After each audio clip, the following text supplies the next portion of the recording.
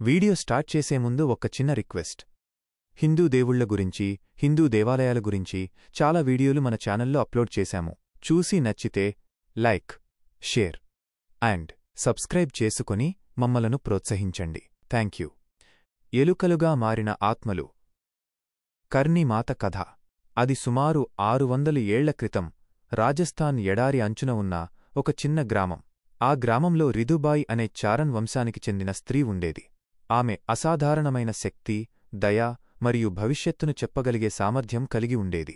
ప్రజలంతా ఆమెను సాక్షాత్తు దుర్గాదేవి అవతారంగా భావించి కర్ణిమాత అని భక్తితో పిలిచేవారు.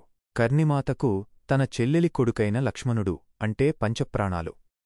ఒకరోజు ఆ పిల్లాడు కోలయత్ ప్రాంతంలోని పవిత్రమైన కపిల్ సరోవర్ చెరువులో దాహం తీర్చుకుంటూ అనుకోకుండా జారిపడి నీటమునిగి మరణించాడు.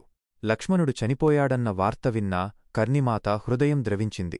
దుఃఖంలో మునిగిపోయిన ఆమె తన అద్భుత శక్తులను ఉపయోగించి నేరుగా యమధర్మరాజు సన్నిధికి వెళ్ళింది. ఓ మృత్యుదేవా, నా ప్రియమైన కుమారుడ్ని నాకు తిరిగి ఇవ్వు అని ఆమె అర్థిస్తూ కన్నీరు పెట్టుకుంది. యముడు, ఓ దేవి, మరణించిన ఆత్మ తిరిగి శరీరం ధరించడం లోకనియమానికి విరుద్ధం. అది జరగని పని అన్నాడు. కర్ణిమాత కళ్ళు ఎర్రబడ్డాయి. తనలో ఉన్న దైవిక శక్తిని ప్రదర్శిస్తూ, నేను శక్తి స్వరూపిణిని. ఒక తల్లిగా నా కుమారుడిని మళ్లీ పొందే హక్కు నాకుంది. నీవు ఇవ్వకపోతే నా కుమారుడితో సహా నా వంశస్థులెవరూ ఇక నీ లోకంలోకి అడుగుపెట్టరు. మరణం తర్వాత వారు ఈ భూమిపైనే కొత్త రూపంలో జీవిస్తారు అని శపించింది. ఆమె శక్తికి, పట్టుదలకు యమధర్మరాజు చలించిపోయాడు. ఆయన కర్ణిమాతను శాంతపరచటానికి ఒక వరమిచ్చాడు. తల్లి, శాంతించు. నీ వంశం పట్ల నా నిబంధనలు మారుస్తున్నాను.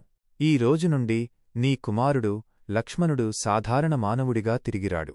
బదులుగా అతను ఎలుక రూపంలో ఈ లోకంలోకి పునర్జన్మ పొందుతాడు. అంతేకాక భవిష్యత్తులో నీ చారణ్ వంశానికి చెందిన ఎవరైనా మరణిస్తే వారి ఆత్మలు కూడా మనుషులుగా కాకుండా పవిత్రమైన ఎలుకల రూపంలో తిరిగివచ్చి నీ ఆలయంలోనే జీవిస్తాయి. వారు మళ్లీ ఎలుక రూపంలో మరణించాక మానవ జన్మలోకి మారతాయి. ఇది నా వరం.